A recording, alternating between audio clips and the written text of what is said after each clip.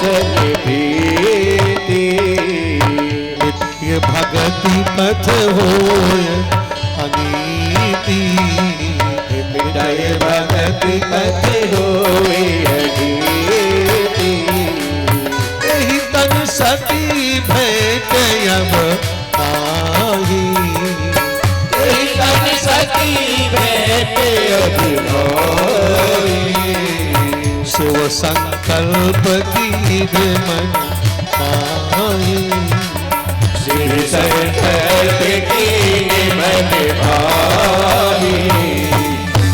क्या कर दिया, तपस्या करते करते बाबा को बहुत समय बीता। ब्रह्मा की सभा में एक बार देवताओं की सभा बोली ब्रह्मा के दरबार में, और उस सभा में जब दक्ष लेट पहुंचा, भगवान शंकर भी थे, अब आंख बंद किए बैठे, सब खड़े हो गए, शंकर जी खड़े नहीं हुए। इतना मात्र देखकर दक्ष ने शंकर जी को श्राप दे दिया, सह भागन लड़ता हूं देवई देवगणा धमा। उसके कारण आज तक वो बड़ा नाराज है। शंकर जी का अपमान बढ़ाने के लिए उसने कनखल में यज्ञ किया, उस यज्ञ में सती और शिव को नहीं बुलाया। सती जी को पता चला कि पिता घर में यज्ञ हो रहा, इन्हें वो घटना मालूम नहीं थी, शंकर जी ने आज तक बताई नहीं। शंकर जी के मना करने पर, रोकने पर, समझाने पर भी नहीं मानी और चली गई यज्ञ में। वहां जब देखा सती जाए देखे, जब जागा कतौ न दीख शंभु के भागा, तब चित चढ़े जो शंकर कहे हो। शिव जी की बात याद करके थोड़ी चिंतित भई हैं और बाद में अपने शरीर को जला करके अग्नि के अधीन कर दिया, शरीर को जला दिया। लेकिन एक बात अच्छी करी है, एक कहावत है ना, दिन को भूलो घरे आ जाए तो भूलो नहीं कहा जाए। ऐसे ही पूरे जीवन गलती करी सती ने, पर अंतिम समय में सती मरत हरि सन बरे सती मरत हरि सन बरे बाबा। जन्म जन्म से वो पद अनुरागा, जन्म जन्म से भी पद अनुरागा। सती मरत हरि सन बर मागा, सती मरत हरि सन बरे मागा। जन्म जन्म से वो पद अनुरागा, जन्म जन्म से भी पद अनुरागा। ये बात सुधारनी, मरते समय भगवान भोलेनाथ के चरणों का ध्यान करके शरीर पूरा किया। तो वही सती पार्वती के रूप में इधर क्या हुआ, सती के भस्म होने की खबर इस समय नारद जी ने भगवान शंकर को दी। भोलेनाथ ने अपार क्रोध किया है और वीरभद्र को प्रकट करके यज्ञ को विध्वंस करने का आदेश दे दिया। और वीरभद्र भूत प्रेतों की सेना के साथ मंडप में पधारे, सबको दंड दिया गया, प्रभु की दाढ़ी नोच ली, दक्ष और यज्ञ का शिरच्छेदन कर दिया, यज्ञ विध्वंस हुआ। उस समय सब ब्राह्मण भोलेनाथ के पास में पहुंचे हैं और भोले बाबा से प्रार्थना करते, बाबा ये ससुर दमाद की लड़ाई और यज्ञ हमारा खराब कर दिया गया। अरे आप तो एक दूसरे के नाते रिश्तेदार हो, आज बिगड़ी है कल बन जाएगी, पर यज्ञ आपने क्यों बिगड़वा दिया? भोलेनाथ ने कहा हमने क्यों बिगड़वाया भाई? बोले आप अगर कृपा करो तो यज्ञ संपन्न हो जाए। यज्ञ की संपन्नता तो सभी देवता मान जानते हैं, सोचते हैं, इसलिए भोलेनाथ आ गए जग मंडप में और कहा बुलाओ जजमान को, जजमान को बुलाओ। बोले जजमान को बुलाए कहां से, जजमान का शरीर तो है पर खोपड़ी तो है ही नहीं, बिना खोपड़ी के जजमान कैसे काम करेगा? भगवान भोलेनाथ ने कहा जाओ जो कोई मिल जाए सिर काट के ले आओ। ओ भैया सबको पता चल गया मिल गए तो सिर कट जाएगा, इसलिए कोई भी सामने नहीं मिला। एक बकरा जा रहा था बेचारा आवाज करता हुआ, उसी बकरे का सिर लेकर के सेवक आए हैं, बकरे के सिर को शरीर से लगाया, भोलेनाथ ने कृपा दृष्टि करी है, सो वो पुनः जीवित। अब उसने बकरे की आवाज में शंकर जी की प्रार्थना करी। शंकर जी को बड़ी हंसी आई कि आदमी का मुंह दिया तब गाली दे रहा था और बकरे का मुंह मिला अब प्रार्थना कर रहा है। यही हम कह रहे हैं, आदमी का मुंह मिला है, भगवान का खूब कीर्तन कर लो, नहीं तो भैया कहीं बकरा बकरी का मुंह मिल गया तो कुछ कीर्तन वीर्तन नहीं बनेगा। भगवान भोलेनाथ प्रसन्न हो गए, यज्ञ को संपन्न कराया। सती पार्वती के रूप में प्रकट होकर पुनः भोलेनाथ को प्राप्त होती है। बोलो उमापति महादेव की जय हो। मनु जी के दो बेटा हैं, प्रियव्रत और उत्तानपाद। प्रियव्रत नारद जी से दीक्षा लेकर भजन करने के लिए निकल गए जंगल में। उत्तानपाद को राजगद्दी पर बिठा दिया गया। उत्तानपाद की 2 पत्नियां हैं और दोनों पत्नियों में एक एक बेटा है। बड़ी पत्नी जो बड़ी रानी है सुनीति, उनके बेटे का नाम है ध्रुव, और छोटी रानी जो है सुरुचि, उनके बेटे का नाम है उत्तम। यहीं से भागवतीय प्रसंग वर्णन किया गया। ब्रह्म वैवर्त पुराण में इस प्रसंग को बहुत विस्तार से कहा गया, पर भागवत जी में कहते हैं जाये उत्तान पादस्य सुनीति सुरुचिस्तयो, सुरुचि प्रेयसी पत्नी न इतरा यत्सुतो ध्रुवा। राजा सुनीति को बहुत स्नेह नहीं करते हैं और सुरुचि के प्रति उनका बड़ा स्नेह है। दोनों के एक एक बेटा है। एक दिन की बात है, सुरुचि महलों में रहती है और सुनीति नगर के बाहर एक राज बगीचे में कक्ष बना दिया गया, उसी में पुत्र के साथ रहते। एक दिन ध्रुव ने अपनी माँ से पूछा, जब 4 वर्ष 6 महीने के हो गए तो ध्रुव ने पूछा, माँ मेरे पिताजी कहाँ हैं? तो माँ ने कह दिया कि ये महाराज ही तो आपके पिताजी हैं, यही तो आपके पिताजी हैं। ओ ध्रुव ने कहा मेरे पिताजी महाराज हैं? हाँ, और मैं कभी उनकी गोद में नहीं गया, आज मैं पिताजी की गोद में जाऊंगा। तो माँ ने भी कुछ नहीं कहा कि पिताजी तो पिताजी हैं, और ध्रुव चल पड़े। दरबार में अचानक जाके पहुंच गए। जैसे ही अचानक ध्रुव को दरबार में आया देखा तो ध्रुव जी जो थे देखने में बड़े प्यारे थे, बड़े आकर्षक, बड़ी बड़ी आंख, घुंघराले काले बाल, चौड़े मस्तक पर लगा चंदन, कानों में तुलसी के कुंडल। चूंकि अम्मा के साथ रहते हैं बैरागी वेश में, सोना चांदी तो है नहीं वहाँ, तुलसी के कुंडल, गले में तुलसी की कंठी, बढ़िया शंख सी ग्रीवा, कछे हुए कंधे, लंबी भुजाएं, उठा हुआ वक्षस्थल, बैठा हुआ पेट, ऐसे बड़ा सुंदर उनका आकर्षक स्वरूप, चाल भी बड़ी ठसकीली। और जैसे ही दरबार में पहुंचे तो सब ध्रुव जी को देखने लगे। और ध्रुव जी ने क्या किया, राजगद्दी के सामने जाकर दोनों हाथ खड़े करके खड़े हो गए। और ये मुद्रा क्या है, किसी की गोद में बच्चा जाना चाहे तो हाथ उठाता है ना, ऐसे ही जय जय श्री राधे बोलते हो ना, ऊंचे हाथ करके बोला करो, इससे कि भगवान आपको बाहें पकड़ के ऐसे उठाए, गोद में धर ले। दोनों बाहें उठाकर ध्रुव जी खड़े हो गए। राजा से भी नहीं रहा गया, महाराज ध्रुव जी को उठा के राजा ने गोद में बिठा लिया। अभी गोद में बेटा को लिया ही है और उसी समय सुरुचि आ गई। सुरुचि ने जैसे ही देखा सौत का बेटा महाराज की गोद में, तिलमिला उठी, ध्रुव का हाथ पकड़ के नीचे कर दिया और डांटती हुई, फटकार लगाती हुई बोली, मैं अच्छी तरह जानती हूँ कि तुम महाराज के बेटा हो, पर तुम उस अभागन की गोद में जन्म लिए हो, इसलिए इस गद्दी और गोदी पर नहीं बैठ सकते। किसे अभागन कहा? महाराज की दूसरी पत्नी जो बड़ी रानी है, जो वास्तव में सुनीति है, उसे अभागन कहा। ये शब्द ध्रुव को बहुत बुरा लगा। ध्रुव की आंखों में आंसू भरे आए, पर राजा ने कोई प्रतिकार नहीं किया। सबके मस्तक नीचे थे। ध्रुव का हाथ पकड़ के सुरुचि ने महल के बाहर कर दिया, दरबार के बाहर कर दिया। रोते हुए ध्रुव मां की पास आए। रोवत ध्रुव जननी ढिंग आयो, देखत जननी गोद बिठायो। रोते हुए ध्रुव माँ के पास आए। माँ ने छाती में भर लिया। देखो, अम्मा अगर किसी दुख से दुखी हो और उसी टाइम को लल्ला भी रोए हुए लगे तो लल्ला से ज्यादा अम्मा रोती है। एक तो हम वैसे ही परेशान हो, मेरा बेटा भी दुखी हो रहा, तो वैसे ही सुनीति तिरस्कार का दुख झेल रही थी और उसमें भी ध्रुव जी रोते हुए आ गए। तो सुनीति ने अपनी छाती में बेटे को भर लिया और आंसू नहीं बहाए, अभी धैर्य रखा और पूछा, बेटा क्या हो गया? तो ध्रुव ने तुरंत कहा, मां क्या आप अभागन हैं? सुनो ध्यान से, 2 मिनट शांति बनाए रखो। क्या आप अभागन हैं? तो सुनीति ने कहा, ये क्या पूछ रहे हो? कहां से ये लेकर के आए प्रश्न?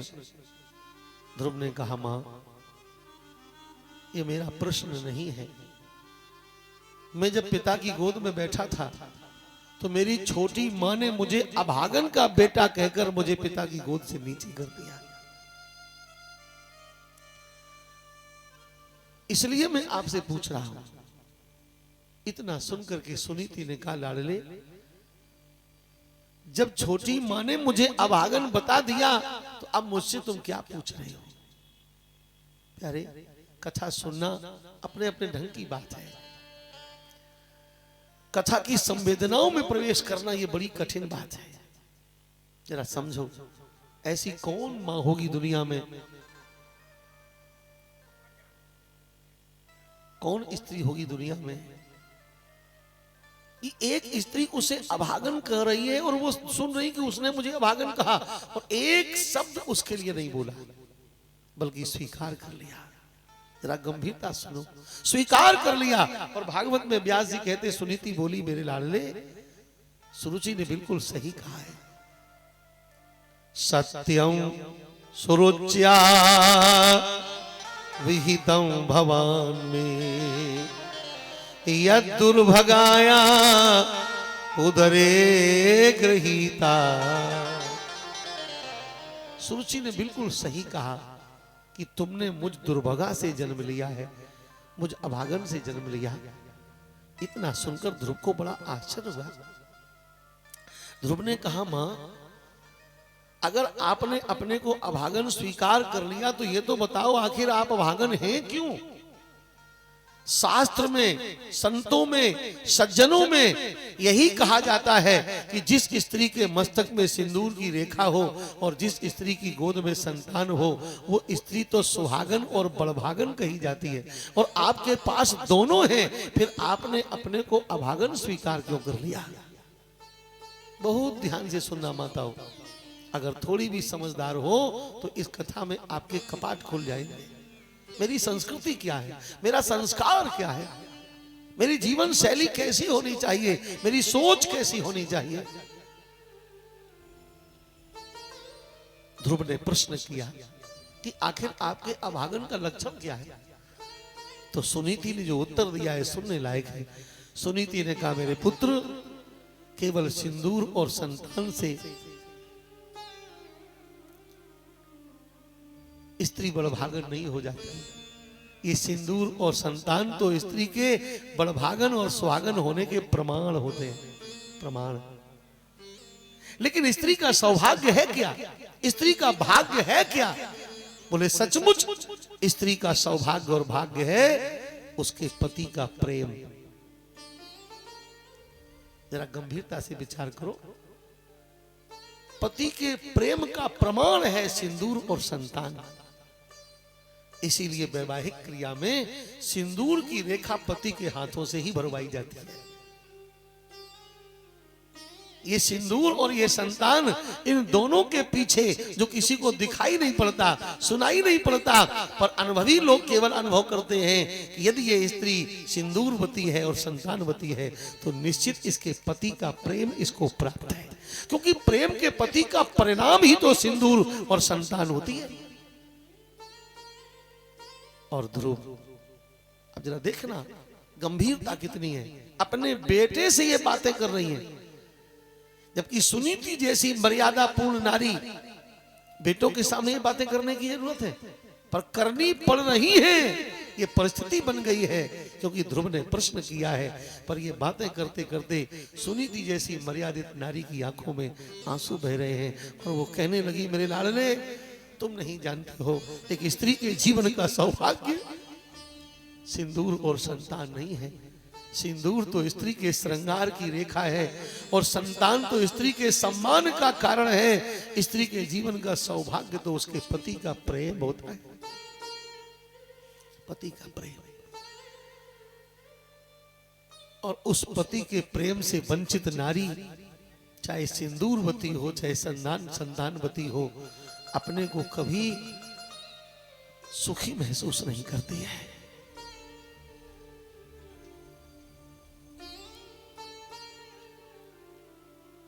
जानकी जी तो इससे भी आगे कह रही हैं, जिये बिनु देह नदी बिनु बारी, तैसे ही नाथ पुरुष बिन।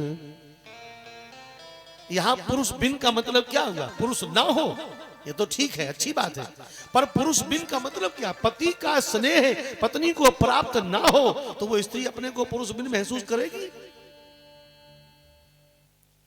और सुनीति ने कहा, मेरे लाले ने, इसी स्त्री के सौभाग्य सुख से मैं वंचित हूं। मैं राजमाता होने के बाद भी नौकरानी की तरह, भिखारिन की तरह यहां झोपड़ी में रह रही हूं। आप राजकुमार होने के बाद भी भिखारिन के बेटा की जिंदगी जी रहे हो। ये कहते कहते सुनीति की आंखों से आंसू निकल पड़े।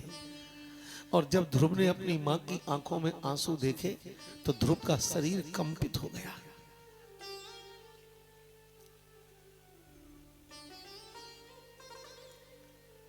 और ध्रुव जी अपनी मां की गोद से उठकर के खड़े हो गए। ध्रुव ने अपना एक हाथ मां के कंधे पर रखा और दूसरे हाथ की उंगलियों से, हथेली से ध्रुव अपनी मां की आंखों के आंसू पोंछे।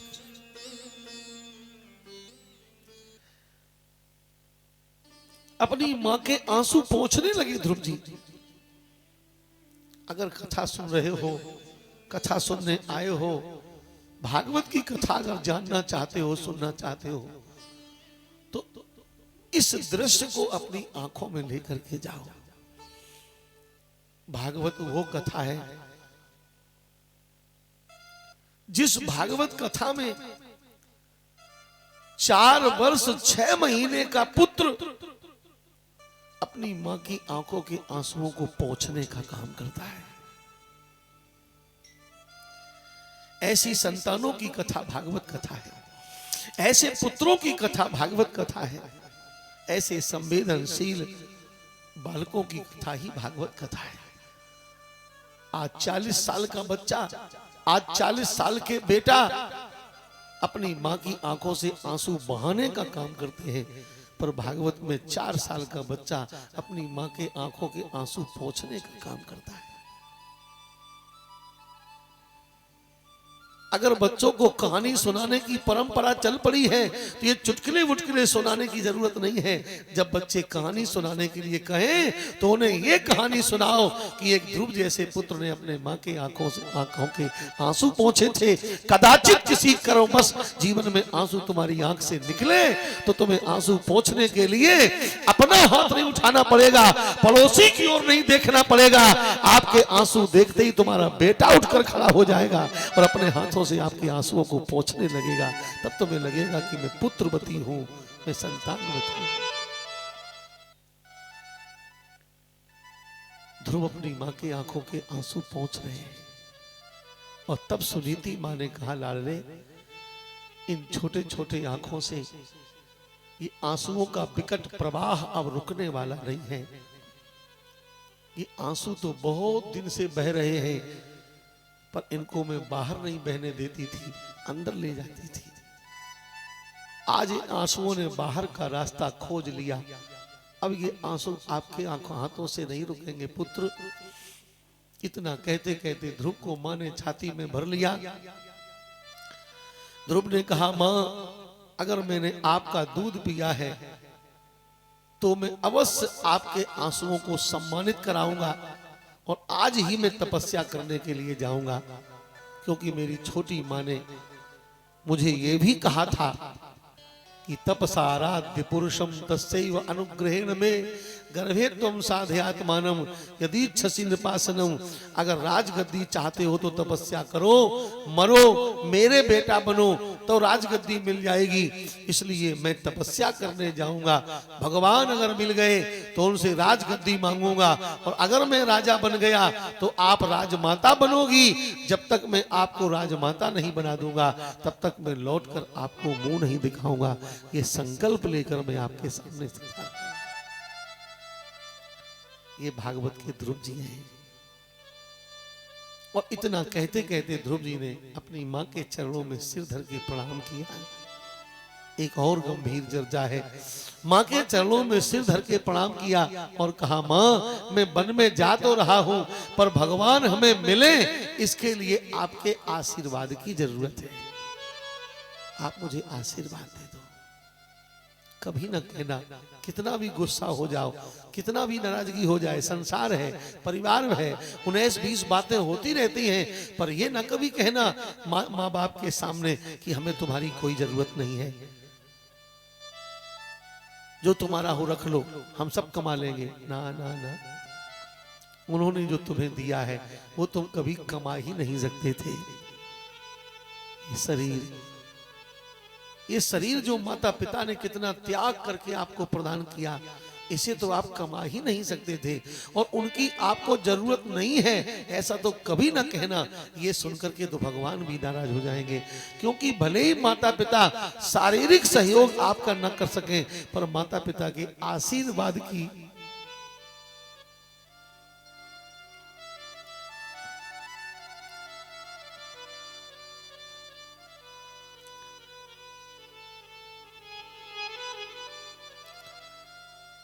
माता पिता के आशीर्वाद की संतान को सारे जीवन जरूरत होती है, सारे जीवन। संतों ने कहा,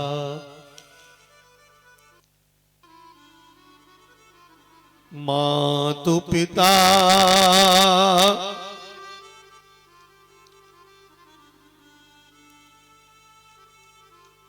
जग तीरथ दोई,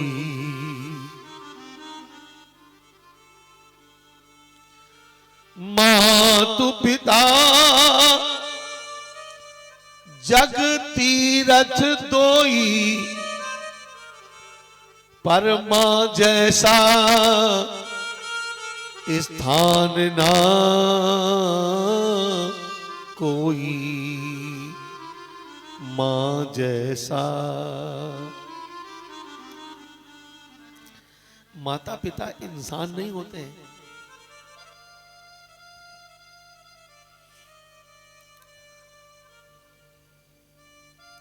माता पिता चलते फिरते तीर्थ हैं, तीर्थ।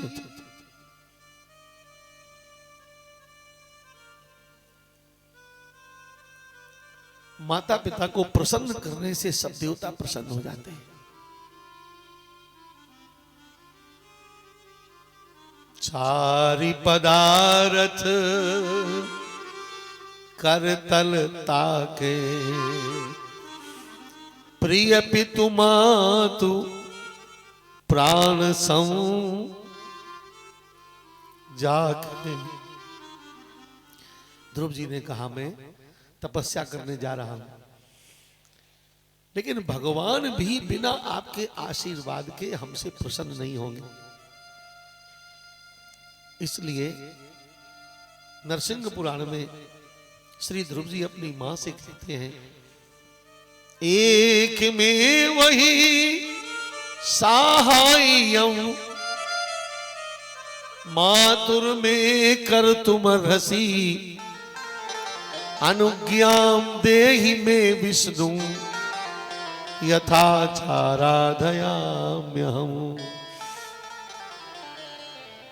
नरसिंह पुराण में श्री ध्रुव जी मां से प्रार्थना करते हैं, मां एक मेरा सहयोग कर दो, मुझे आशीर्वाद दे दो, अनुज्ञाम देहि में मुझे आज्ञा दे दो, आशीर्वाद दे दो, जिससे भगवान हमसे प्रसन्न हो जाए और हमें दर्शन दे।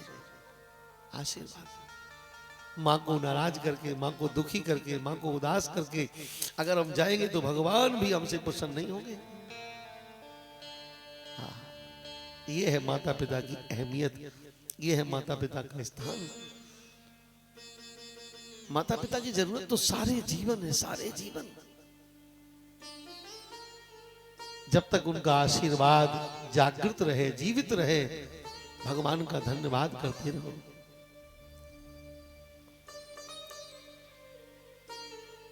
स्वरूप में माता पिता विलीन हो जाए तो भी माता पिता का आशीर्वाद हमेशा लेते रहो।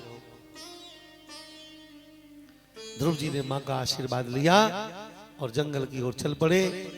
बड़ी प्रसिद्ध घटना है, रास्ते में जा रहे थे, कोई मंत्र नहीं, गुरु नहीं, स्थान नहीं, पर देखा सामने से श्रीमन नारायण गाते हुए देव ऋषि नारद जी आते दिखाई पड़े।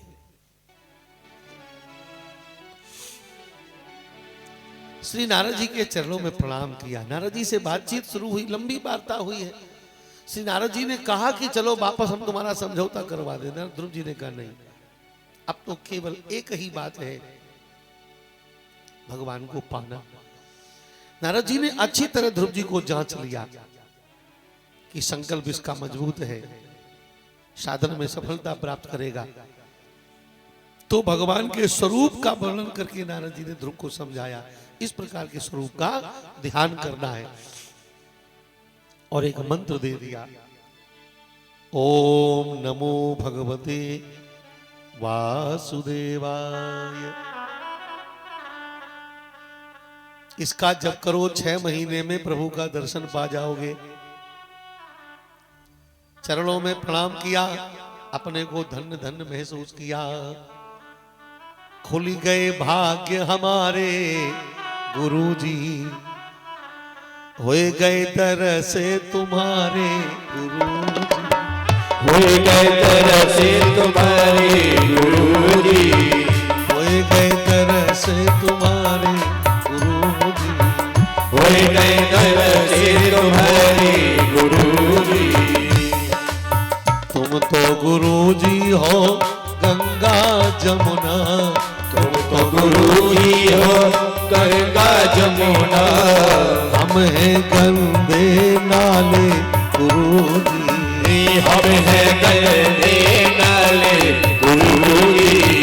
होए गए तरसे तुम्हारे गुरुजी, होए गए तरसे तुम्हारे गुरुजी, खुल गए भाग्य हमारे गुरुजी, खुल गए भाग्य हमारे गुरुजी।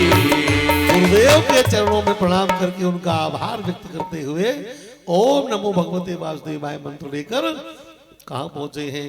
श्री धाम ब्रज में पहुंचे, वृंदावन में, मधुबन में जाकर पहुंचे। कहां? उन्नाव से चले पैदल। उस समय उन्नाव ही राजधानी थी उत्तानपाद की। उत्तानपाद के कारण ही इस नगर का नाम उन्नाव है। उन्नाव बहुत प्राचीन नगर है, ब्रह्मवैवर्त पुराण में इसका वर्णन आता है। कानपुर का कोई बाद में इतिहास बना हो, कानपुर को कर्णपुर कहते हैं, पर उन्नाव का वर्णन ब्रह्मवैवर्त पुराण में आया। बिठूर जो राजधानी है, यही पहले की राजधानी थी। ध्रुव जी बिठूर के ही राजा थे। दिल्ली की राजधानी बहुत बाद में फिर स्थापित हुई है। सतयुग की राजधानी है उन्नाव, बिठूर। यहां से पैदल चले। उस समय ये मैनपुरी कर वो ये सब बस्ती नहीं थी बीच में। कन्नौज जो नगर है ये बहुत पुराना नगर है। कन्नौज के बाद फिर सब जंगल था।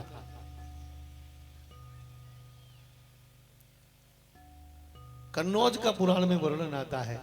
अजामिल नाम के जो ब्राह्मण थे वो कन्नौज के थे। कन्नौज पौराणिक नगर है, फिर पूरा ये जंगल था। इसी जंगल में एक इक्षुमती नाम की गंगा थी, अभी है नाला के रूप में, कोई जानते भी नहीं कि ये गंगा है। और गंगा जी में जाकर मिलती थी वो, इसलिए गंगा बोलते थे उनको। इसी जंगल में इक्षुमती गंगा के किनारे पर ही राजा रहुगण को श्री जलभरत जी ने उपदेश दिया था। बड़ी श्रेष्ठ भूमि है ये।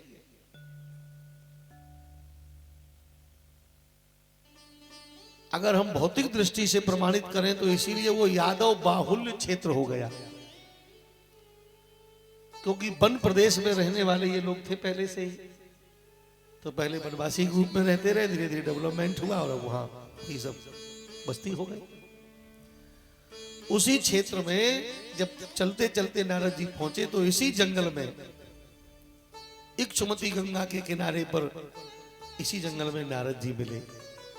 और श्री नारद जी ने मंत्र दिया तो फिर वहां से चल करके ध्रुव जी पहुंचे ब्रजमंडल में। मथुरा के पास में मधुबन अभी भी है। उस समय वृंदावन प्रकट नहीं था, वृंदावन में का उतना महिमा प्रकट नहीं थी। मधुबन की महिमा, भागवत में मधुबन शब्द ही लिखा है। बनम मधुबनम नाम,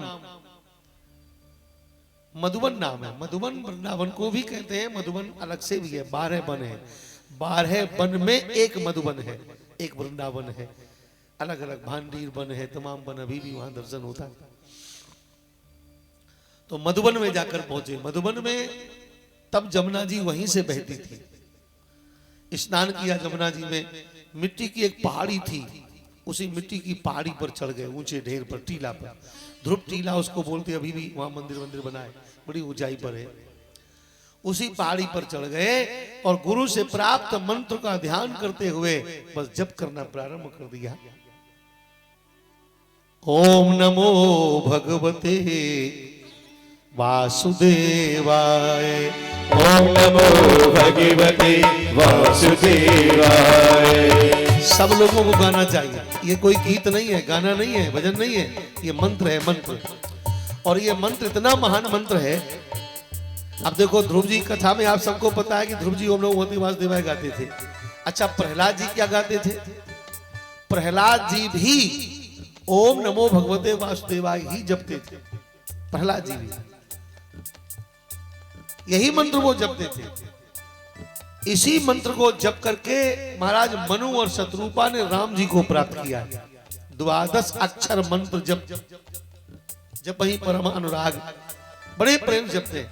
तो ये मंत्र है और भागवत में लिखा है ये ऐसा सिद्ध मंत्र है कि 7 दिन 7 रात अगर अखंड इसका जप कर लिया जाए तो इस घोर कलयुग में भी देवताओं का दर्शन होने लगता है। आकाश में चलने वाले देवता दिखाई पड़ने लगते हैं अगर इसका जप कर लिया जाए। ऐसा सिद्ध मंत्र है, इसलिए गीत गाना नहीं है, इसी मंत्र है। आप लोग भी बोल लो, वाणी पावन हो जाएगी, रोम रोम पावन हो जाएगा। ओम नमो भगवते वासुदेवाय। ओम नमो भगवते वासुदेवाय। ओम नमो भगवते वासुदेवाय। ओम नमो भगवते वासुदेवाय। ओम नमो भगवते वासुदेवाय। ओम नमो भगवते वासुदेवाय।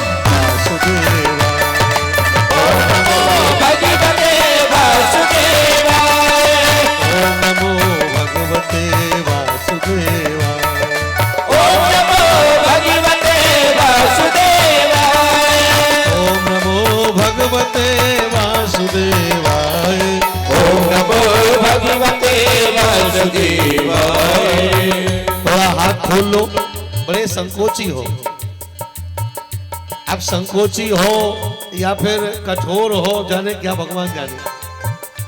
और नहीं तो जैसे ही संकीर्तन शुरू होवे, मंत्र शुरू होवे, तुरंत हाथ खुल जाने चाहिए।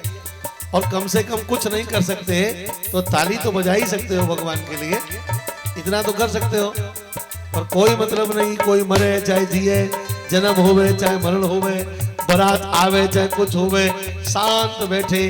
यद्यपि शांति से सुनना आपका विशेष गुण है, पर इतनी शांति नहीं कि शांति से ही गड़बड़ हो जाए, है ना। कभी कभी हिलो डुलो, हमें लगे तो कि आप जाग रहे हो, पता चले सब सो गए, अकेले हम ही बोल रहे हैं। इसलिए हाथ खोल करके प्रेम से ताली बजाते हुए ओम नमो भगवते वासुदेवाय। ओम नमो भगवते वासुदेवाय। ओम नमो भगवते वासुदेवाय। ओम नमो भगवते वासुदेवाय। अभी सबके हाथ नहीं खुले, कोई सोच रहे हैं जो आगे बैठे वही भागवत कराए रहे, वही ताली बजाए, हम काहे को बजाए। ऐसा नहीं है। पीछे वाली माताएं भी जरा हाथ उठाइए, ताली बजाते हुए प्रेम से। और कल से एक नियम बनाते हैं हम, ये जरूरी नहीं है कि आप इतनी लंबी लंबी बैठती चली जाओ। अगर इन लोगों के यहाँ संख्या कम है तो आप इधर बैठ सकती हो आगे, ठीक है। इतनी लंबी दूर तक बैठी हो, वहां तक समझ में भी नहीं आता कौन कहाँ बैठा, इसलिए इधर से सामने बैठ सकती हो आप। आपको कोई नहीं उठाएगा, हम बैठे सामने, क्योंकि संख्या आपकी ज्यादा है और संख्या बल तो सबसे बड़ा बल होता है ना। इसलिए पूरे पांडाल में कब्जा आपका होगा, कि तो ऐसे ही सरकते सरकते सड़क पर पहुंच जाएंगे। इसलिए आप लोग ध्यान से, जब से आई हो तब से बैठी हो, एक भी खड़ी नहीं होती है। और ये आएंगे 5 जन बैठेंगे, चल पड़ेंगे, फिर आएंगे, फिर जाएंगे। ये तो साक्षात डिस्टर्ब है। कथा तो केवल आप ही लोग सुनती हो ना, इसलिए आती हो, सभा बनाकर बैठती हो, तो फिर हाथ ऊंचे करिएगा और कल से सामने भीड़ बना के बैठिएगा। बहुत पीछे बैठने वाली कल से आगे बैठोगी, ठीक है? कल और संख्या बढ़ेगी और हमें लगता है कल माताओं की दोगुनी संख्या हो जाएगी, होनी चाहिए, क्योंकि कल चौथा दिन है और कल भगवान का जन्मोत्सव होगा। चौथे दिन भगवान का जन्म होता है ना, तो कल जन्मोत्सव, इसलिए अधिक से अधिक संख्या में आओ और जहां पांडाल में जगह मिले वहां बैठो। कोई ये नहीं कहेगा कि उधर बैठो इधर बैठो, नहीं, फिर ये लोग चाहे जहां जाए, इनकी अपनी मर्जी है ना। इसलिए सब हाथ ऊंचे करके जोरदार तालियों के साथ मां के बिहारी लाल की ओम नमो भगवते ओम नमो भगवते वासुदेवाय ओम नमो भगवते वासुदेवाय ओम नमो भगवते वासुदेवाय ओम नमो भगवते वासुदेवाय ओम नमो भगवते वासुदेवाय ओम नमो भगवते वासुदेवाय ओम नमो भगवते वासुदेवाय बोलो ओम नमो भगवते ओम नमो भगवते वासुदेवाय ओम नमो भगवते वासुदेवाय ओम नमो भगवते वासुदेवाय वासुदेवाय प्रभु सीता वल्लभाय वासुदेवाय प्रभु सीता वल्लभाय सीता वल्लभाय प्रभु दशरथ नंदनाय सीता वल्लभाय प्रभु दशरथ नंदनाय ओम नमो भगवते वासुदेवाय ओम नमो भगवते वासुदेवाय ओम नमो भगवते वासुदेवाय ओम नमो भगवते वासुदेवाय वासुदेवाय देवकी नंदनाय वासुदेवाय देवकी नंदनाय वासुदेवाय राधा वल्लभाय वासुदेवाय राधा वल्लभाय अभी सबका हाथ ऊंचा नहीं है भाई, संकोच छोड़िए, हाथ उठाइए और ऊंचे हाथ करके राधा रानी की जय हो ओम नमो भगवते वासुदेवाय ओम नमो भगवते वासुदेवाय ओम नमो भगवते वासुदेवाय ओम नमो भगवते वासुदेवाय वासुदेवाय वासुदेवाय वासुदेवाय वासुदेवाय वासुदेवाय वासुदेवाय वासुदेवाय वासुदेवाय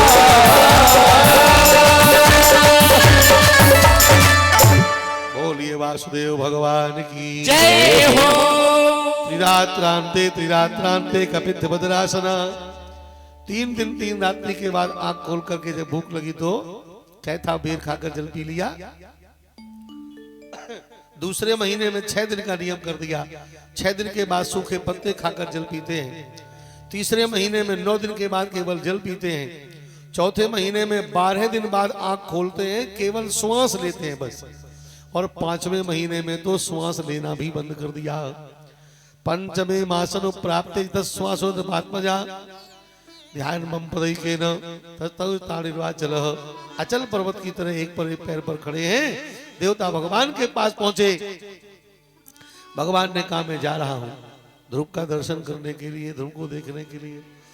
गरुड़ की पीठ पर बैठकर भगवान पहुंच गए हैं ध्रुव जी के सामने। ध्रुव जी आंखें नहीं खोल रहे। भगवान ने ध्रुव के हृदय की झांकी को गायब कर दिया। तिरोहितं सहसैवोपलक्ष्य बहिस्थितं तदवस्थं ददर्श। जैसे ही अंदर की झांकी गायब हुई, छटपटा के आंखें खोल दी ध्रुव ने।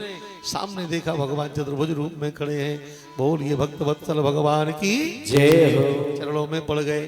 प्रभु के स्पर्श करते ही बढ़िया सुकोमल गात हो गया। ध्रुव जी के गाल में शंख का स्पर्श कराया भगवान ने। वाणी फूट कड़ी, वाणी जाग गई और ध्रुव जी प्रार्थना करने लगे। योऽन्तः प्रविश्य मम वाचमिमां प्रसुप्तां संजीवयत्यखिल शक्तिधरा स्वधाम्ना अन्याश्च हस्तचरण श्रवणत्वगादीन् प्राणान् नमो भगवते पुरुषाय तुभ्यं। प्रभु के चरणों में प्रणाम किया। भगवान ने कहा मांगो। ध्रुव जी बोले अब कछु नाचना चाहिए मोरे। तब भी भगवान ने 36,000 वर्ष का राज्य ध्रुव जी को प्रदान किया। योग 38 वर्ष शास्त्रम रक्षिता व्यातेन्द्रिया, 36,000 वर्ष तुम राजा रहोगे। ये है भगवान की कृपा। ऐरावत हाथी पर बैठ करके ध्रुव जी का विदाई किया गया। नगर में बड़ी भारी स्वागत सम्मान नगर फेरी और फिर ध्रुव जी को राजगद्दी पर विराजमान कराया। बोलिए भक्त वत्सल भगवान की जय हो। 36,000 वर्ष राज्य करके ध्रुव जी यहाँ से गए और आज भी माता की गोद में बैठे। बड़ा अद्भुत चरित्र है इनका। महाराज राजगद्दी पर रहे तब भी माता गोद में बैठते रहे। राजमाता की सीट पर माता जी और गद्दी पर ही। और जब वहां गए तो अम्मा को संग में लेकर गए। और जब ध्रुवलोक में विराजमान हुए अटल पद पे तो माँ को बिठाया, माँ की गोद में स्वयं बैठे। अभी भी माँ की गोद में विराजमान। ऐसे मात्र भक्ति का उदाहरण श्री ध्रुव जी महाराज हैं। इनके बाद पृथ्वी पर बहुत राजा हुए। राजा अंग हुए। अंग का बेटा बैन हुआ। अब देखो बैन की दशा, अधम को बैन समान। उसने तो घोषणा कर दी कोई पूजा पाठ नहीं करेगा दुनिया में। महात्माओं ने श्रापित करके निष्प्राण कर दिया। तो उसी के शरीर का मंथन करके निषाद प्रकट हुए जंघाओं से, और भुजाओं से अर्ची और पृथु प्रकट हुए। पृथु जी महाराज ने ही पृथ्वी का दोहन करके प्रजा को सुखी किया, तो इसका नाम पृथ्वी हो गया। पृथु के बेटे का नाम विजिताश्व था। प्राचीन बर्ही नाम का राजा हुआ पृथ्वी पर। इतने यज्ञ किए कि पूरी पृथ्वी पर कुश ही कुश बिछ गए। लेकिन उनको महाराज नारद जी ने जाकर उपदेश किया। भगवान को पाने के 3 उपाय बताए, दया, संतोष और संयम। इनके उत्तानपाद के ही भैया प्रियव्रत को राजा बनाया गया। प्रियव्रत ने अपने रथ में मणि लगाकर सूर्य के पीछे पीछे अखंड भूमंडल के 7 चक्कर लगाए तो 7 द्वीप और 7 सागर बन गए। प्रियव्रत जी के आग्निद्र हुए। आग्निद्र की पूर्व चित्ती अप्सरा से नाभि हुए। नाभि की मेरदेवी पत्नी से ऋषभ देव जी हुए। ऋषभ देव जी के साथ में इंद्र की बेटी जयंती का ब्याह हुआ। उनसे 100 बेटा हुए।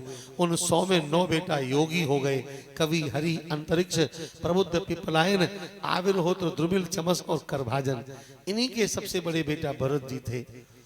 भरत जी राज्य करने के बाद फिर विराग लेकर जंगल में चले गए, नदी के किनारे रहते। इन्हीं की घटना है। कितने बड़े तपस्वी। और एक हिरणी के बच्चे को पानी में बहते हुए देखा तो उसी को उठा के आश्रम पे ले आए। अब समझिए, घर परिवार सब त्याग दिया पर हिरणी के बच्चे मोह हो गया। इसलिए हमेशा सावधान रहना चाहिए। एक मृगा के कारण भरत धरी दुई देह होए है, उनकी का गति जिनको सबते नेह। हिरण के बच्चे में मोह से मरे तो हिरण बन गए, लेकिन हिरण बनने के बाद भी भजन किया तो तीसरा जन्म ब्राह्मण घर में हो गया। अवधूत ब्राह्मण थे। जड़ भरत इनको लोग कहने लगे। वही हिरण का बच्चा राजा बनकर रहुगण हुआ। सोने की पालकी में बैठकर जा रहा था। बीच में एक कार बीमार पड़ गया तो अपने गुरुजी को ही पालकी में लगा दिया। इसलिए संसार में सबके प्रति दया का भाव रखना चाहिए। जाने कौन कहां हो। एक घटना ईश्वर दर्शन नाम के ग्रंथ में हमने पढ़ी थी। उसमें लिखा था कि एक गांव में बाजार लगता था और उसी गांव में एक बकरी चराने वाला, खूब भेड़ें बकरी रखने वाले जो होते थे। अब इनके नाम लेना कठिन हो गया तो काहे को नाम ले समझ जाओ। उसी गली से रोज भेड़ बकरियों का झुंड निकलता था। उन बकरियों के झुंड में एक बकरा था और उसी गली में बाजार लगता था। एक दिन वो बकरी लेकर के आ रहा था तो उस बकरा ने देखा परचूनी की दुकान पर मखाने का बोरा बाहर रखा था। सो बकरा दौड़ा और मखाने में झट से उसने मुंह मारा। कुछ तो खाए, कुछ फैल गए। दुकान में जो लड़का बैठा था जवान, उसे गुस्सा आया, उतर के नीचे आया, बकरे का कान पकड़ के पेट पर 2 मुक्का धड़ाम धड़ाम मारे। सो बेचारे बकरा के मुंह वाले मखाने बाहर गिरे आए। सामने पीपल का पेड़ खड़ा था। उस पेड़ के नीचे नारद जी बैठे हुए थे और उनका चेला भी संग में था, तुम्बुरु। सो नारद जी हंस पड़े ये देखकर। अब बाएं थोड़ी नारद जी दिखाई रहे थे। नारद जी हंस पड़े। चेला ने कहा, गुरुजी बड़े निर्दयी हो, कितनी बुरी तरीके से बकरे को उस पागल ने मारा। बेचारे के मखाने बाहर निकल गए। अरे 4 मखाने खा लिए तो क्या बिगड़ता, कैसा मुक्का मारा इसने, आप हंस रहे हो साधु होकर। नारद जी ने कहा, पगले हम इसलिए नहीं हंस रहे, हम इसलिए हंस रहे हैं कि इसने जिसको मारा है इसे पता ही नहीं ये है कौन। कौन है? बकरा है। बोले बकरा नहीं है, आज ये बकरा है। आज के 10 साल पहले इस दुकान का मालिक ये इसका बाप है, बाप। मरने के बाद बेचारा बकरा बन गया।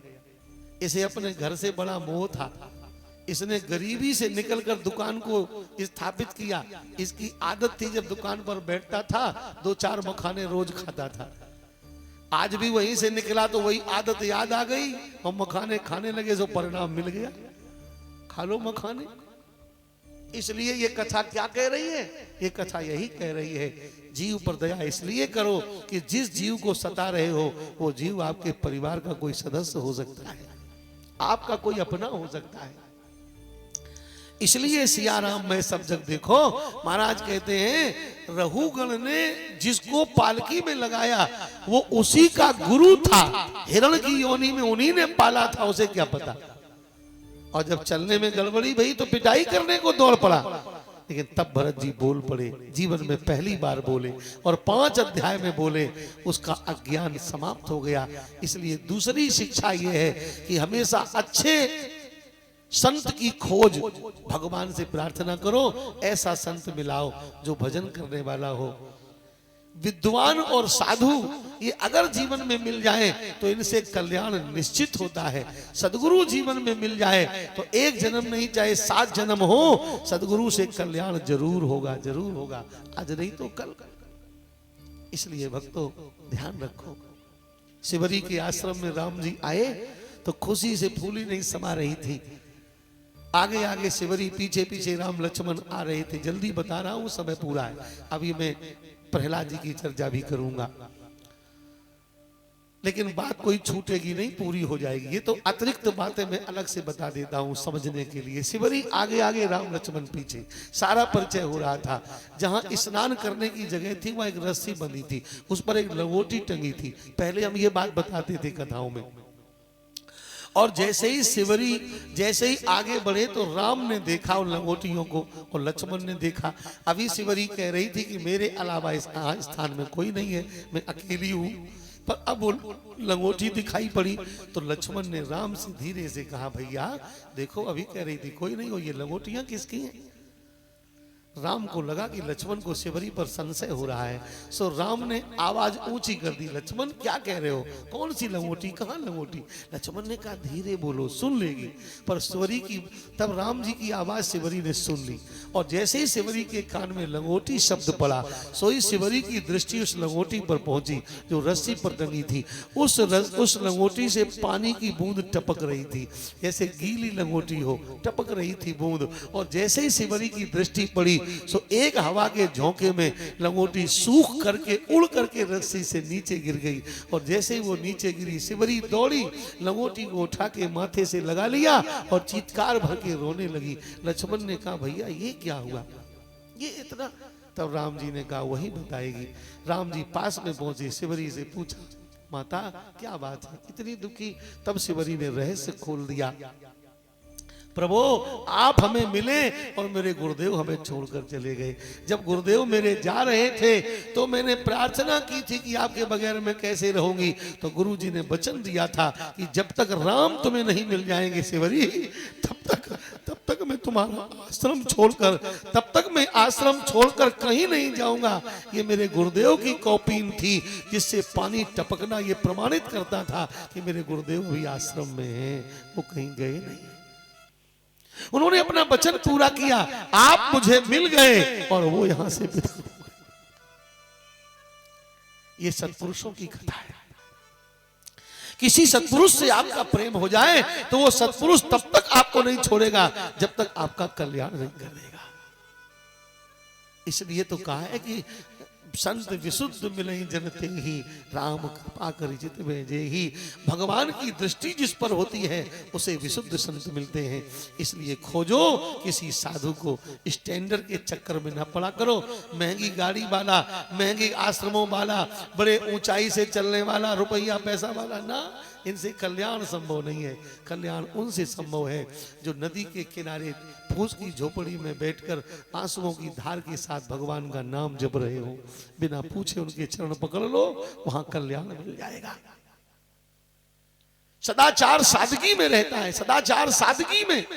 जहां सादगी नहीं है वहां सदाचार संभव नहीं है, और जहां सदाचार नहीं है वहां उद्धार तो हो ही नहीं सकता, ना उनका ना आपका। ध्यान से सुनो। 5 अध्याय में रघुगण ने ज्ञान दिया। रघुगण को ज्ञान दिया, जल भरत जी ने चरणों में पड़ गया। भूगोल खगोल ज्योतिष चक्र का वर्णन आया। 28 नरकों की कथा कही। नरकों की बात सुनकर परीक्षित घबराए, हमने भी साधु के गले में सर्प डालकर अपराध किया है। सुखदेव जी ने कहा बिल्कुल गलत किया, लेकिन आपने अपराध किया और भागवत की शरण में आ गए, इसलिए आपका जो अपराध था वो प्रायश्चित हो गया। भगवान की कथा में और भगवान के नाम में बड़ी ताकत है। कन्नौज का रहने वाला ब्राह्मण अजामिल, सुखदेव जी सुना रहे हैं, कान कुब्जे द्विजा कश्चित दासी पति रजा मिला, नामना नष्ट सदाचारो दास्या संसर्ग दूषिता। अभी हमने कहा था कि माताएं बीच में उठती नहीं है, सो तुरंत ही इन्होंने हमारी बात खराब कर दी। अच्छा, बाहर की हों तो जाएं और गांव की हों तो चुप ही बैठ जाएं। अब भाई हम आरती करवाए, बैठ जाओ, आगे ही बैठ जाओ, दाएं बाएं चाहे जहां बैठ जाओ, पूरी करके जाओ, अधूरी छोड़ के नहीं जाओ जाते। अच्छा, कल हम 5:30 बंद करेंगे, आज तो नहीं, क्योंकि आज टाइम भले ही ज्यादा हो पर कथा भी ज्यादा है। आज की कथा पूरी हो जाए फिर विराम करेंगे। बैठो, सब लोग शांति से बैठो। बीच में चढ़ौती करने से डिस्टर्ब होता है, बाधा पड़ती है। बोलो वृंदावन बिहारी लाल की जय हो। देखो सबरी बैठ गई, चारों बूढ़ी है सो बैठ गई। अब को नहीं होती तो एक न मानती हमारी, है ना। बूढ़ी अम्मा सब सज्जन होती है। अब भाई हम तुरंत आरती करवाए रहे, चिंता मत करो। महाराज कहते हैं अजामिल ब्राह्मण 3 बार संध्या करने वाला परम तपस्वी कर्मकांडी ब्राह्मण था, लेकिन मित्रों एक बार बगिया में फूल फल पुष्प लेने के गया और वहां शूद्र और वैश्या को देखा। बहुत ध्यान से सुनना, एज कम नहीं है, स्थिति कम नहीं है, पत्नी है, बच्चे हैं, आयु वाला है, विद्वान है, पर वैश्या को देखा तो मन बिगड़ गया। इसलिए मैं हर जगह हर बार कहता हूं, फूहड़ गाने और गंधे चित्र कभी न देखो मेरे मित्र। इसमें आयु का कोई मतलब नहीं है। जीवन कब कब कब कहां कैसे बिगड़ जाए इसका कोई ठिकाना नहीं होता। इसलिए इंद्रियों पर कभी विश्वास नहीं करना चाहिए। अजामिल ब्राह्मण ने वैश्या के घर में रहना शुरू कर दिया। 10 बच्चों को जन्म दिया। 10वें बेटे का नाम नारायण रख दिया। देखो संस्कार की बात। अच्छे संस्कार जीवन में हमेशा कल्याण करते हैं। उसका चूंकि वैदिक संस्कार था पहले का, अब बिगड़ा, नाम नारायण रख दिया। सबसे छोटा बालक है, उसमें बड़ी प्रीति है। भागवत में कहते हैं भुंजाना प्रपिबन खादन बालक स्नेहयन प्रीता भोजयन पायन मूढ़ो न वेदागत मंत्रकम। कोई भी काम करें, भुंजाना नारायण भोजन करो, नारायण पानी पियो, नारायण घूमने चलो, नारायण सो जाओ, नारायण जाग जाओ, नारायण नारायण नारायण करते पूरा दिन बीतता है।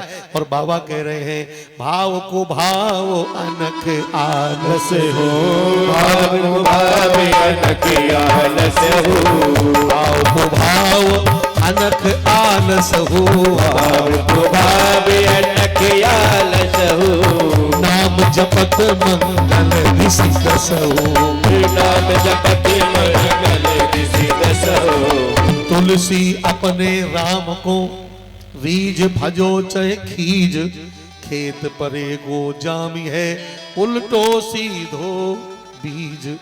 80 वर्ष की अवस्था में जर्जर शरीर पड़ा हुआ है। यमराज के दूत सामने आ गए। यमदूतों के भयंकर वेश को देखकर घबराया और घबराहट में मुंह से निकला पुत्रम नारायण वयम, बेटा नारायण आओ।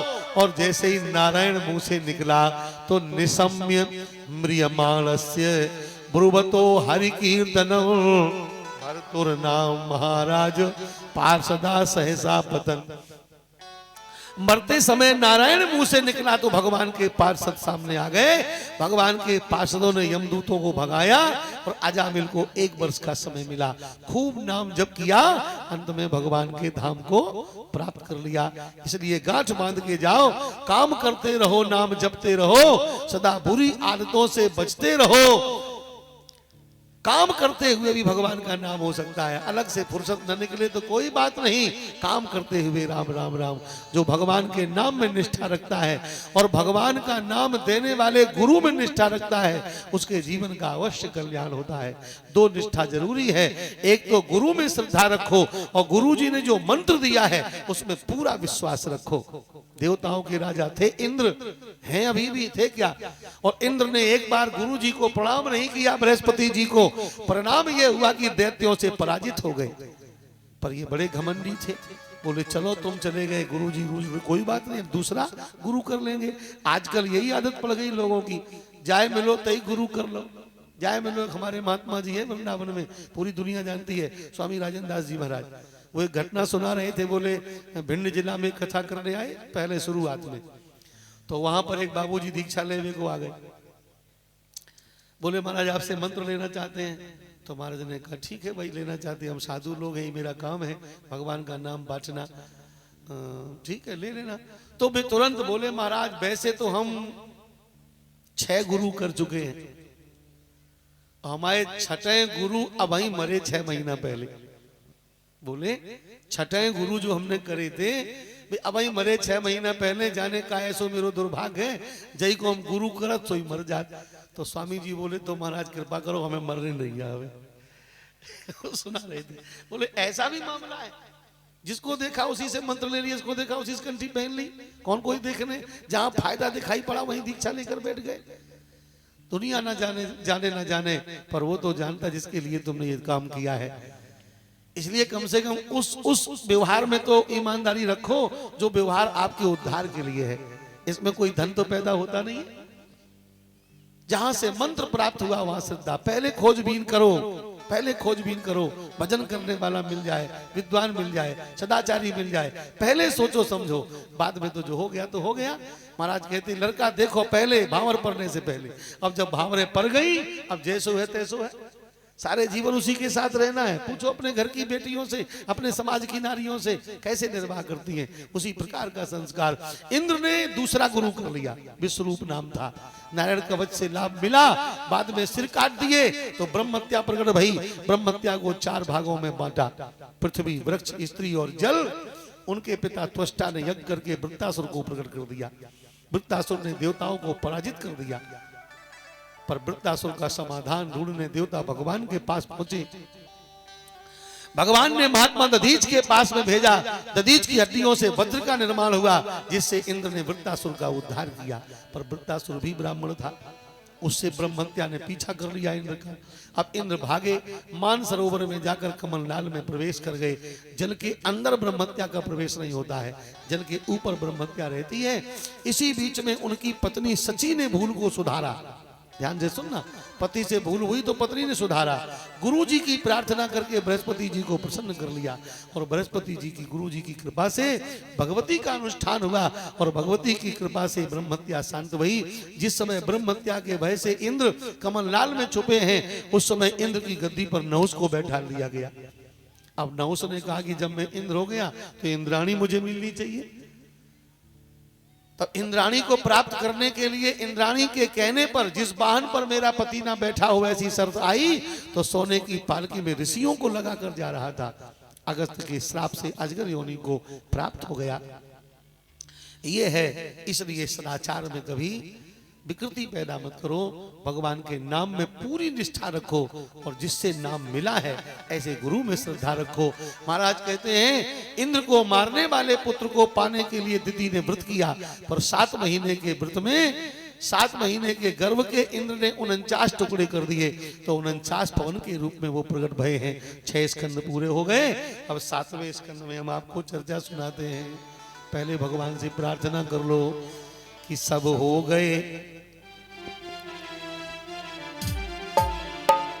तारा है सारा जमाना, प्रभु प्रभु हमको भी तारो तारा है सारा जमाना, सब गाइए। प्रभु हमको भी तारो, हमको भी तारो, हमको भी तारो, हमको भी तारो, हमको भी तारो, हमको भी तारो प्रभु हमको भी तारो, हमको भी तारो प्रभु हमको भी तारो। तारा है, हो तारा है, हो तारा है सारा जमाना, प्रभु हमको भी तारो। तारा है सारा जमाना, प्रभु हमको भी तारो। हमने सुना मीरा को तारा, हमने सुना मीरा को तारा, हमने सुना मीरा को तारा, हमने सुना मीरा को तारा। प्याले का हो ओ प्याले का, प्याले का करके बहाना, प्रभु हमको भी तारो। जाने का करके बहाना, हाथ ऊंचे करके तारो। तारा है सारा जमाना, प्रभु हमको भी तारो, तारा है सारा जमाना, प्रभु हमको भी तारो। हमने सुना द्रौपदी को तारा, हमने सुना द्रौपदी को तारा, हमने सुना द्रौपदी को तारा, हमने सुना द्रौपदी को तारा। चीर का आकर के चीर बढ़ाना, प्रभु हमको भी तारो, आकर के चीर बढ़ाना, प्रभु हमको भी तारो, तारा है सारा जमाना, प्रभु हमको भी तारो।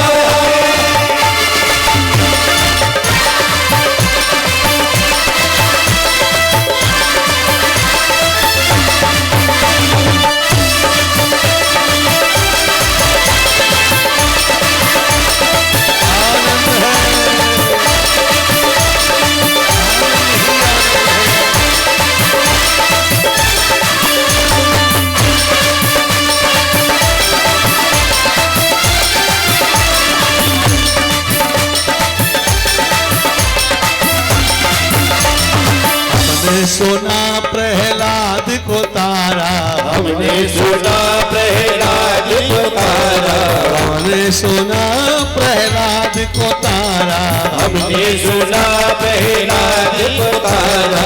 हम भान के आना, नरसिंह रूप दिखाना, प्रभु हमको भी तारो, नरसिंह रूप दिखाना, प्रभु हमको भी तारो। तारा है सारा जमाना, प्रभु हमको भी तारो।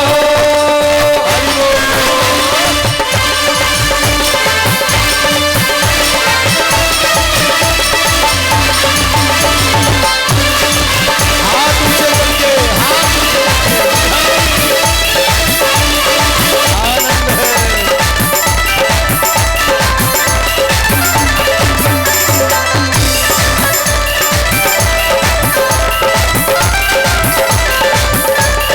भाई देखो, खड़े होने से काम नहीं चलेगा, आने वाली को देखो क्या कर रही है, ऐसे ही करना चाहिए। हाथ ऊंचे करके बलिहारी। हमने सुना सिमरी को तारा, हमने सुना सिमरी को तारा, हमने सुना सिमरी को तारा, हमने सुना सिमरी को तारा। बेरों का करके बहाना, प्रभु हमको भी तारो, वीरों का करके बहाना, प्रभु हमको भी तारो। तारा है सारा जमाना, प्रभु हमको भी तारो, तारा है सारा जमाना, प्रभु हमको भी तारो।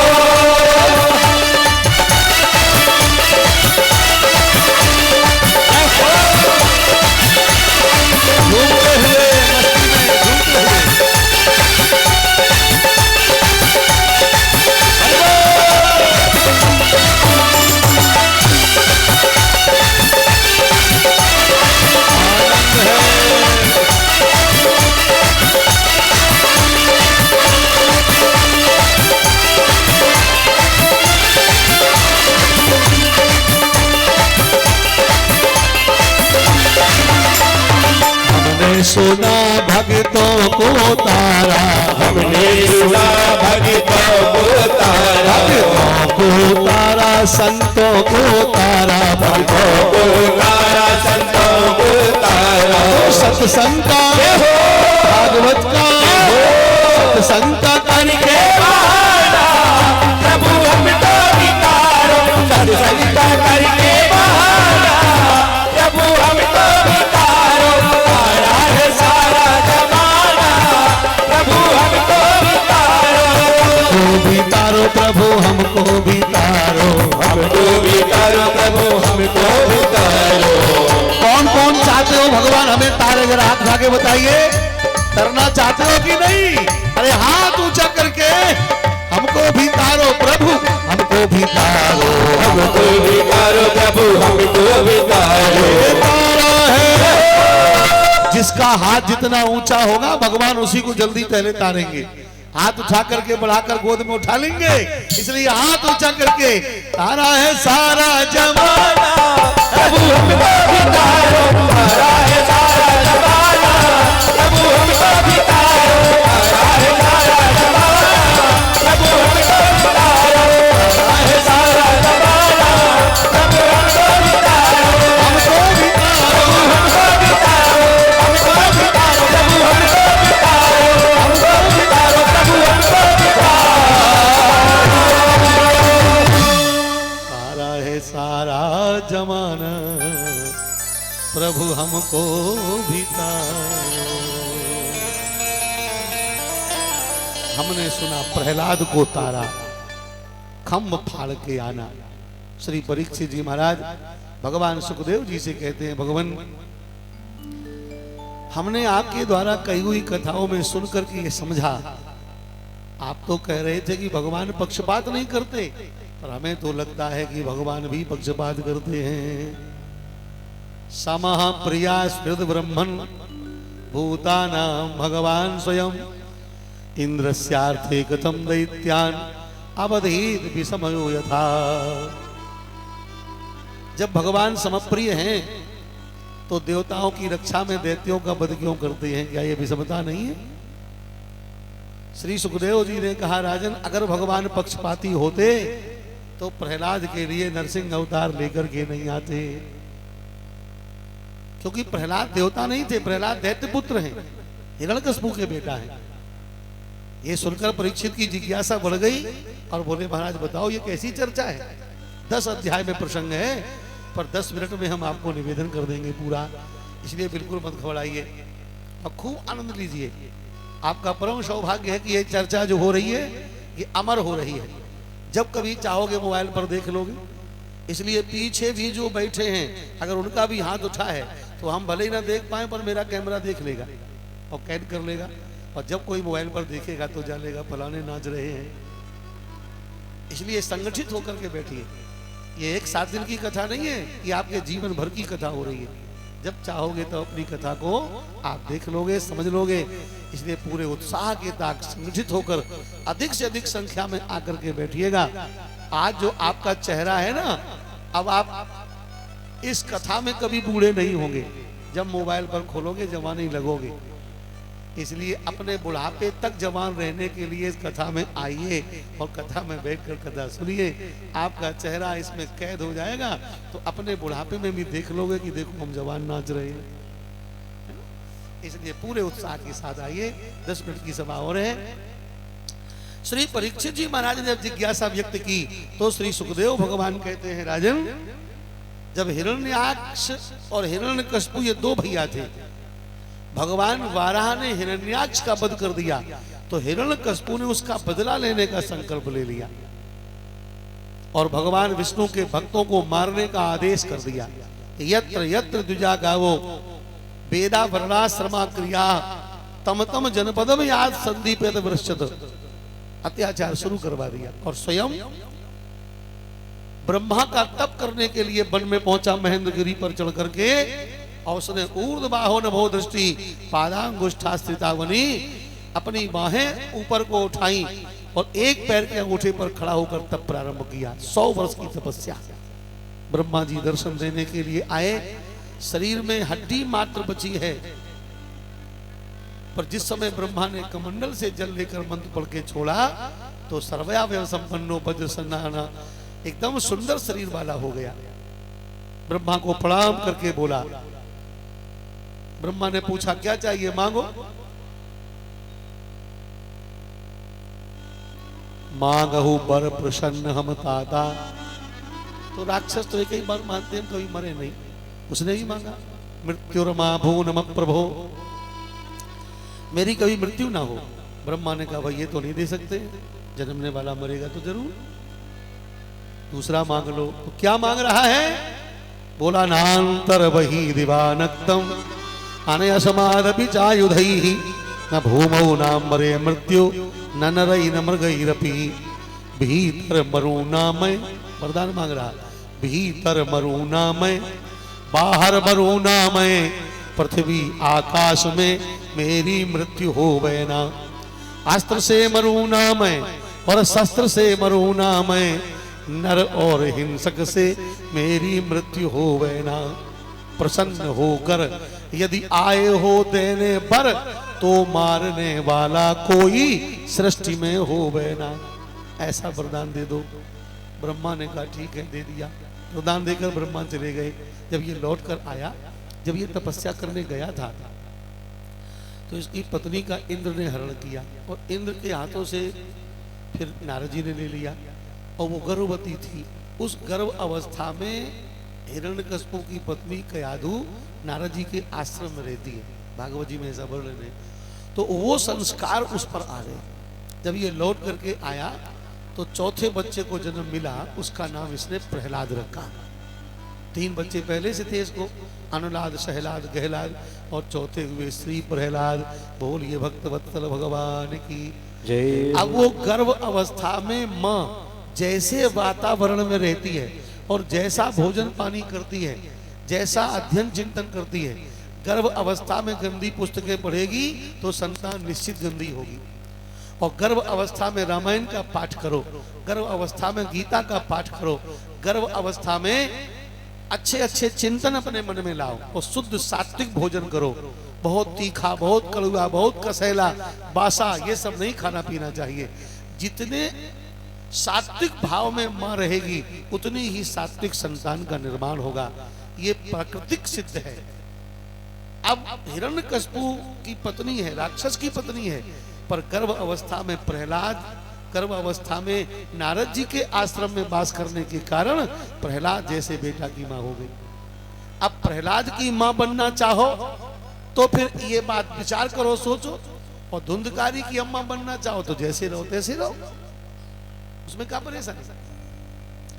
बचपन से ही प्रहलाद जी तोतली भाषा में बोलना सीखे, तब से ही भगवान का नाम लेने लगे। ये देखकर हिरण्यकश्यप को बड़ी नाराजगी हुई। दैतेय चंदन बने जातोयम कंटक द्रुमा, ये मेरे वंश में बबूल का पेड़ पैदा हो गया, ऐसी चिंता बढ़ गई। एक दिन अपने गुरु पुत्रों को बुलाया, संडामर्क को, और कहा ले जाओ प्रहलाद को विद्यालय में, इसे ऐसा पढ़ाओ कि जो कुछ ये बोलता है वो सब भूल जाए और हम लोग जो करते वो करे। संडामर्क ने प्रहलाद के स्वभाव में परिवर्तन लाने के लिए पूरी ताकत झोंक दी, लेकिन मित्रों प्रहलाद के स्वभाव में कोई परिवर्तन नहीं हुआ। ध्यान से सुनना, भगवान के नाम की लगन लग जाए, भगवान का रंग आप पर चढ़ जाए, फिर दुनिया का माया मोह काम क्रोध ये कुछ नहीं बिगाड़ पाएंगे। एक बार किसी तरह सावधानी पूर्वक प्रभु का प्रेम चढ़ जाए, प्रभु का मोह हो जाए, प्रभु का रंग चढ़ जाए। भगवान तो हमारे काले हैं ना, और काला रंग चढ़ गया तो कोई रंग काम करेगा क्या। प्रहलाद पर भगवान की भक्ति का रंग चढ़ गया, खूब प्रयास किया, कोई परिवर्तन नहीं आया। एक दिन हिरण्यकश्यप ने अपनी गोद में लेकर प्रहलाद जी को पूछा, एकदा सुरराट पुत्र मंकमारोप्य लालयन पप्रक्ष, अपने पुत्र से पूछा आपको प्रिय क्या लगता, अच्छा क्या लगता है। एकदा सुरराट पुत्र मंकमारोप्य लालयन पप्रक्ष कथताम वत्स मन्यते साधु यद भवान, क्या अच्छा लगता है आपको। तो प्रहलाद जी ने क्या उत्तर दिया, बोले हितवात्म पातम ग्रहमंधकूपम वनम गतो यद हरिमाश्रयेत। प्रहलाद जी बोले हमें तो अच्छा लगता है कि गृहस्थी का त्याग करके वन में जावे और भगवान का भजन करे, इससे अच्छा कुछ नहीं। ये सुनकर हिरण्यकशिपु और तिल मिलाया और उसने डांट करके पूछा, विद्यालय में रहकर तुमने क्या पढ़ा? तो प्रहलाद जी बोले, श्रवणम कीर्तनम विष्णु स्मरणम पाद सेवनम अर्चनम वंदनम दास्यम सख्यम आत्मनिवेदनम। फिर सुना दिया भक्ति। इतना सुनकर और ज्यादा गुस्सा आया, गोद में लिया था प्रहलाद जी को और गोद से उठा के प्रहलाद को फेंक दिया उसने। लेकिन जब प्रहलाद को उसने फेंका तो भगवान ने आकर प्रहलाद को गोद में ले लिया। बोलो भक्त वत्सल भगवान की जय हो। अब ये किसी और को पता नहीं।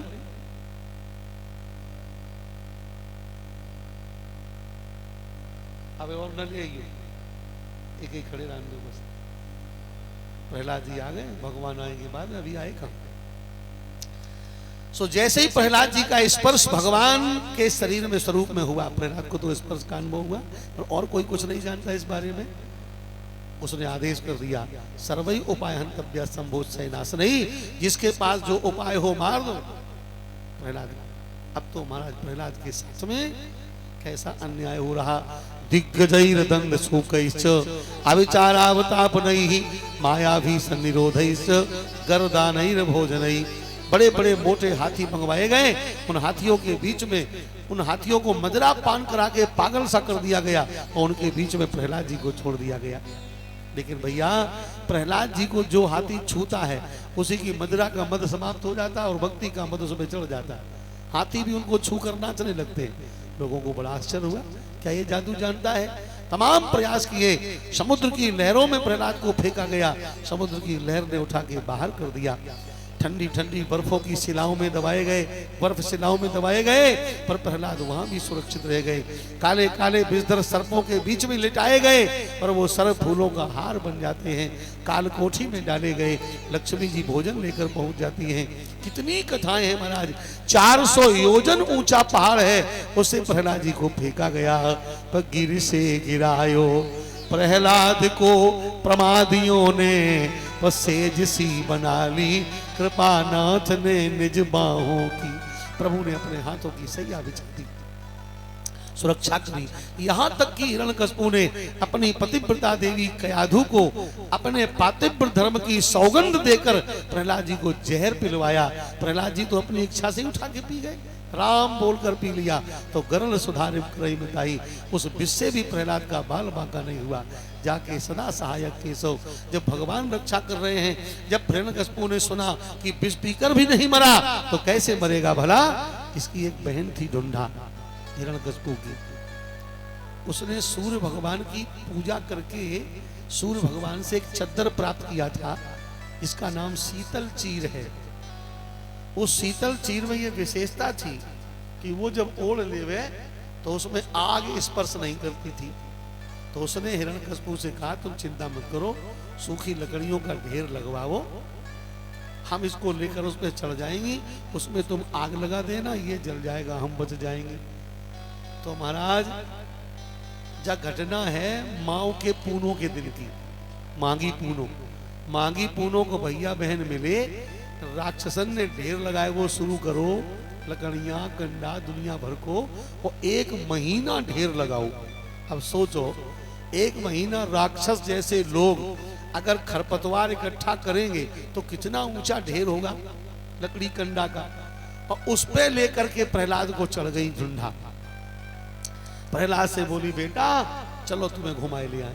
अब प्रहलाद जी सब जानते थे। प्रहलाद जी ने सोची के तो हम घूमिए कि तुम्हें घूम जाइए हो।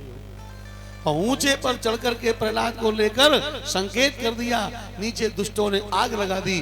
वो सूखा खरपतवार 1 महीने का इकट्ठा किया हुआ, उसमें जब आग व्याप्त भई तो आग की ज्वाला प्रचंड होकर के आकाश चूम रही थी। प्रहलाद जी ने बनावटी थोड़ा घबराहट करी पैदा, बुआ बचाओ। अब बुआ जी का बोली, चुप रहो, भैया को बहुत परेशान किया है, आज मारे के छोड़ेगी तुम्हें। सोई प्रहलाद जी ने भगवान का ध्यान किया। तू जाने भगवान तेरी तू जाने, तू है बड़ा महान तेरी तू जाने। और जैसे ही प्रभु को याद किया, हवा का एक झोंका आया, उसने ढूंढा की चद्दर को उड़ाया और प्रहलाद में लपटाया। प्रहलाद चद्दर में सुरक्षित हो गए। अब ढूंढा की लगी आगी। अब ढूंढा चिल्लाई, प्रहलाद बचाओ। प्रहलाद जी बोले, बुआ बहुत नीको लग रहा हो, चुप्पा बैठी रहो। और थोड़ी देर में लकड़ी जल कोयला भई, कोयला जरी भयो राख, जा पापिन ऐसी जरी, कोयला भई न राख। क्योंकि भगवान के भक्त के साथ अपराध करने वाला भगवान के क्रोधाग्नि में जल जाता है। इस समय हिरण्यकशिपु को पता चला कि एक मेरी बहन थी, वो भी इसने मार दी। इतना सुनकर के क्रोध में तिलमिलाया, प्रहलाद को दरबार में बुलाया, हाथ में तलवार को उठाया और फटकार लगाता हुआ प्रहलाद से बोला, हे ध्रुवनीत मंदात्मन कुल भेद करा दूं। अरे दुर्बुद्धि, मेरे कुल में भेद पैदा करने वाले अधाऊ, बोल तेरा राम कहाँ है? आज अगर उसको तू सामने नहीं लाएगा तो मैं तेरे टुकड़े टुकड़े कर डालूंगा। ऐसा कह करके बोला गर्ज करके, असुर प्रहलाद सो मानेगा नहीं, तू नाम यही गाएगा। देखे तेरा राम मेरी कठिन तलवार से, आए कर कब तक तुझको बचाएगा। कौन है, कहाँ है, कैसा है तेरा राम, कौन है, कैसा है? प्रहलाद ने कहा, मेरा राम कैसा है ये पूछते हो, मुझको तो राम ही सर्वत्र दिखलाता है। तो उसने कहा, यदि सा सर्वत्र कस्मात स्तंभे न दृश्यते, अगर तेरा राम सब जगह है तो खंबे में दिखाई क्यों नहीं पड़ता? प्रहलाद जी ने कहा, है तो खंबे में भी, पर आपकी नजर में दोष है तो दिखाई कैसे पड़े? न केवलम में भवतश्चराजन सबई बलम बलिनाम चा परेशाम, परे वरे में सिरजंगमाये ब्रह्मादयो ये न वसम प्रणीता। जिस समय प्रहलाद जी ने खंबे में भगवान का संकेत किया, हिरण्यकशिपु ने दोनों भुजाओं का वज्रवत मुष्टिक बांधकर उस खंबे पर एक बार प्रहार किया है।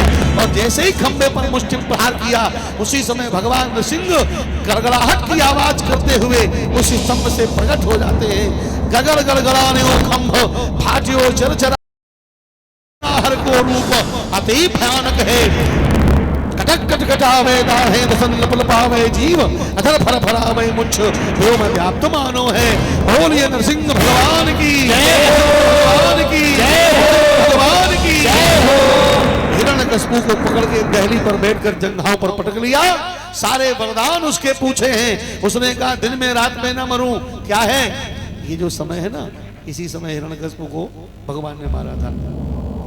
संध्या के समय में, भीतर बाहर ना मरूं, दहली पर हूं, ऊपर नीचे ना मरूं, जंघा पर हो, 12 महीने में ना मरूं। बोले अधिक मास मनमास का समय था, आदमी जानवर से ना मरूं, तो बोले आधे नर आधे सिंह बने। अस्त्र और शस्त्र से ना मरूं, तो बड़े बड़े नाखून भगवान ने बाकी छाती में फंसाए हैं। नखांग करो पाटित सरोरुहम, और छाती को फाड़कर हाथों की माला निकाल कर अपने गले में डाली है। बोलिए नरसिंह भगवान की जय हो। क्रोध में भरे प्रहलाद जी, क्रोध में भरे भगवान को देखकर सभी प्रहलाद जी से प्रार्थना करते हैं। श्री प्रहलाद जी भगवान के चरणों में आए हैं। भगवान ने प्रहलाद को गोद में उठा लिया, जिह्वा से चाटने लगे हैं। प्रहलाद पर बड़ा प्यार भगवान ने दिखाया। मांगो बेटा क्या चाहिए? तो प्रहलाद जी कह रहे हैं, मंजुल हमारे पिता, बैरी अपने को नाथ, और दीजिए निज धाम राम, ये ही पर दीजिए। अपने बैरी मेरे पिता हिरण्यकशिपु को अपना धाम प्रदान कर दो। इतना सुनते ही महाराज भगवान प्रसन्न हो गए। प्रहलाद धन्य हो तुम, सारे जीवन जिसने आपको परेशान किया उसके प्रति भी आपने पुत्र के धर्म का पालन किया। आप जैसे पुत्र का जन्म जिस परिवार में होता है, ऐसे परिवार की 21 पीढ़ियां हमारे धाम को जाती हैं। भगवान ने आशीर्वाद दिया। गद्दी पर प्रहलाद जी को बिठाया और राज तिलक किया है। वर देकर प्रहलाद को प्रभु भय अंतर्धान, मेरे भक्तों सब मिलकर कहो जय नरसिंह भगवान। बोलिए नरसिंह भगवान की जय हो। तारा है सारा जमाना, प्रभु हमको भी तारो। तारा है सारा जमाना, प्रभु हमको भी तारो। हमने सुना प्रहलाद को तारा, हमने सुना प्रहलाद को तारा, हमने सुना प्रहलाद को तारा, हमने सुना प्रहलाद को तारा।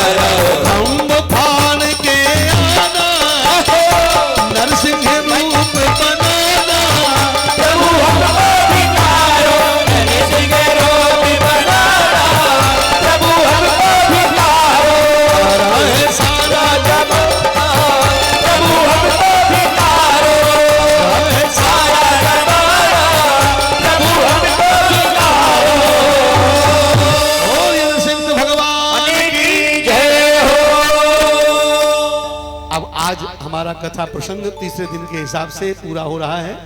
आप सबके सहयोग से थोड़ा विलंब तो हुआ, पर हम कथा स्थल तक बड़े आराम से आ गए। कल गजेंद्र मोक्ष, समुद्र मंथन और वामन भगवान की चर्चा करेंगे। वामन जी की झांकी का दर्शन करोगे और कल ही भगवान श्री राम जी की चर्चा होगी और कल ही हम आपको कन्हैया के जन्मोत्सव का आनंद देंगे। इसलिए और अधिक से अधिक संख्या, माताएं बहुत कृपा किए हुए हैं, माताओं की संख्या अधिक भी है और स्थिर भी है। इसलिए भाई लोग भी ध्यान दें, अपने पड़ोसियों को सबको बताएं।